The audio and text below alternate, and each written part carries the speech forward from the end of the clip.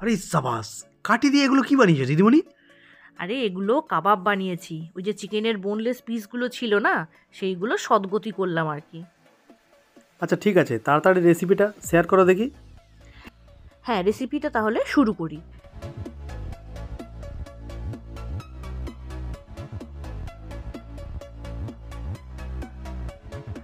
চিকেনের বোনলেস পিসগুলো ছোট ছোট করে কেটে নিয়ে ম্যারিনেট করেছি নুন, গোলমরিচ আর অল্প একটু আদা রসুন বাটা দিয়ে।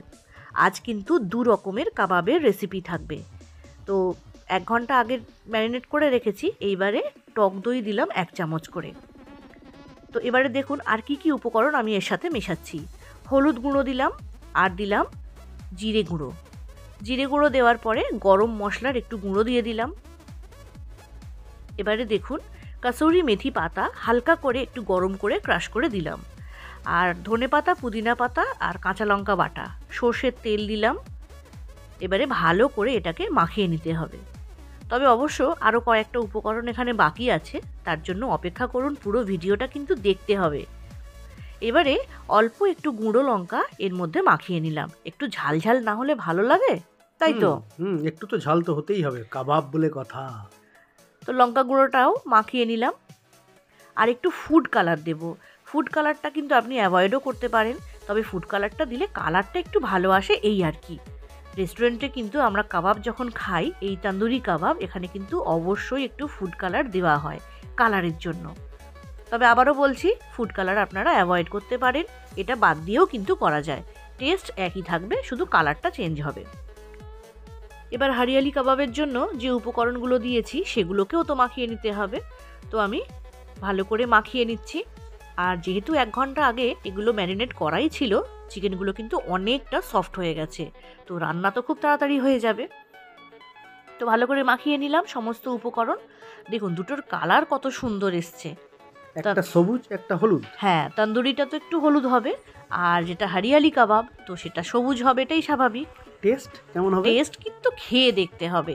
তো একটু রিফাইন্ড অয়েল দিলাম। রিফাইন্ড অয়েল দিয়েও এটাকে ভালো করে মাখিয়ে নিতে হবে। রিফাইন্ড অয়েল দিলে কিন্তু চিকেনটা খুব সফট হয়, সেই জন্যই দেওয়া। তো রিফাইন্ড অয়েল দিয়েও মাখিয়ে নিচ্ছি।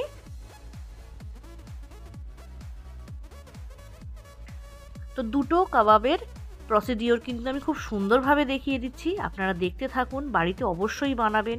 একসাথে দুটো কাবাবের রেসিপি আমি এখানে শেয়ার করছি বন্ধুরা, আপনারা অবশ্যই বাড়িতে ট্রাই করবেন। তো দেখুন আরও 1/2 ঘন্টা এটাকে এই অবস্থাতেই রেখে দেব। তারপরে আসছি পরের প্রসেসে। আমি কিছু স্কিউয়ার জলে ভিজিয়ে রেখেছিলাম 1/2 ঘন্টা, সেগুলোকে এবারে চিকেনগুলোকে স্টিক করে নিতে হবে। তো এইরকমভাবে চিকেনগুলোকে যখন গেঁথে নেব, তখন কিন্তু মাঝখানে অবশ্যই একটু স্পেস দিতে হবে, তাহলে এর ফ্রাইটা খুব ভালো হবে। ও, দেখতে এতই লোভ লাগছে, যদি আদিম মানুষ হতাম তো এখনই খাওয়া শুরু করে দিতাম। দাঁড়াও দাঁড়াও, এগুলোকে ফ্রাই করতে একটু সবুর করো। ফ্রাইটা করে নিই, তারপরে খেও। তুমি তো আর আদিম মানুষ নও, একটু তো অপেক্ষা করতেই হবে। তো দেখুন মশলাগুলোকেও কিন্তু ফেলে দেওয়া চলবে না। মশলাগুলো যেগুলো এক্সেস হচ্ছে সেইগুলো চিকেনের ওপরে অল্প অল্প করে এইভাবে দিয়ে দেব। তো একটা আমার তৈরি হয়ে গেল, তো আর একটাও তৈরি করে নিচ্ছি। তো দেখুন বন্ধুরা, কত সহজে বাড়িতেই আপনারা কিন্তু কাবাব তৈরি করে নিতে পারবেন। এর জন্য আর বাইরে যাওয়ার দরকার নেই, রেস্টুরেন্টে অতিরিক্ত টাকা খরচ করার দরকার নেই।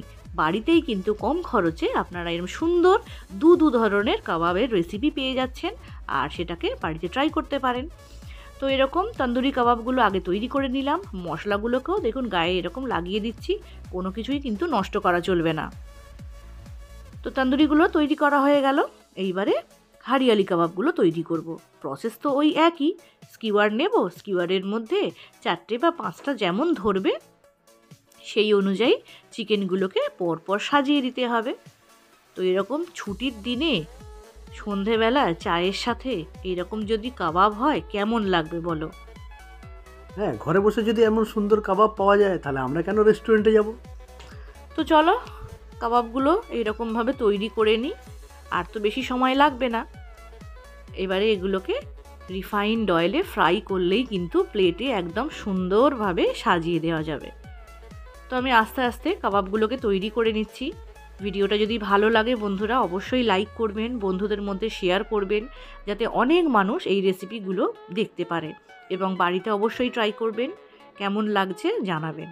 আর এরকম নতুন নতুন যদি ভিডিও দেখতে চান, রেসিপি দেখতে চান, তাহলে তো আপনারা জানেন চ্যানেলটিকে সাবস্ক্রাইব করতে হবে আর পাশে থাকা বেল আইকনটিকে প্রেস করে রাখবেন।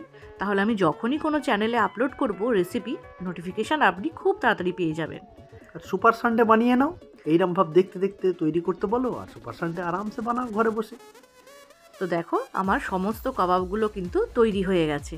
এবারে রিফাইন্ড অয়েল অল্প একটু 1 চামচের মতো ফ্রাই প্যানে ব্রাশ করে নিলাম।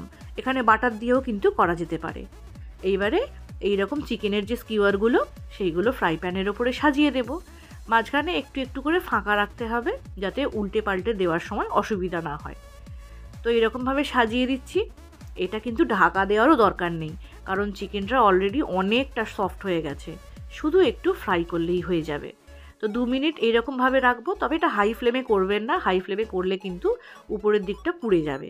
তো মিডিয়াম ফ্লেমে রেখে এইরকমভাবে সাজিয়ে দিয়ে 2 মিনিট অপেক্ষা করব।